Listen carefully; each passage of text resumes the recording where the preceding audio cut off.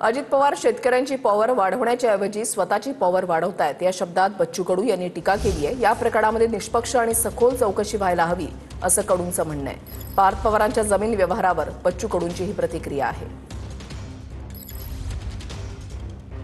खरं तर पवारकडून शेतकऱ्यांची पॉवर वाढवली पाहिजे तर ते स्वतःचीच पॉवर वाढतायत। इकडे कर्जमाफीचं म्हणता तर दादा नेहमी म्हणतोय पैसा नाहीये, आणि दुसऱ्या इकडे पैशाच्या अशा प्रकारचे जर सत्य असेल तर मला वाटतं याच्यासारखं पाप नाही।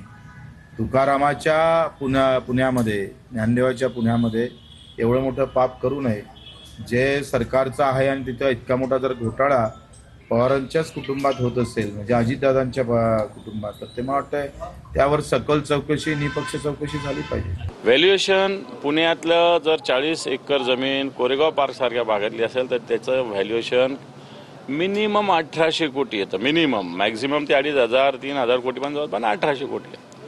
मग यांनी किती व्हॅल्युएशन दाखवलं? 300 कोटी, आणि रजिस्ट्री किती रुपयात झाली? 500 रुपयाच्या बॉन्डवर। हे सगळं प्रकरण गोंधळाचं आहे, भ्रष्टाचाराचं आहे, गैरव्यवहाराचं आहे। आणि सत्ताधारी परवाच्या दिवशी अजितदादा बोलले शेतकऱ्यांना तुम्हाला सगळं फुकट लागतं, फुकट लागतं, फुकट लागतं। तुम्हाला का फुकट लागतं? 1800ची जमीन 300 कोटीत का लागते? मुद्रांक शुल्क तुम्हाला का माफ करावा लागतो? कोणाचा पुत्र असला म्हणून नियम कायदे राज्य काही त्यांच्या नावावर अजितदादाच्या नावावर महाराष्ट्र राज्याचं PR कार्ड नाही केलेलं। कुठेही यावं कोणतंही घ्यावं। मुद्रांक शुल्क अशाच पद्धतीनं जेवढं पार्थ पवाराला सवलत दिली तेवढी सरकारने द्यावी।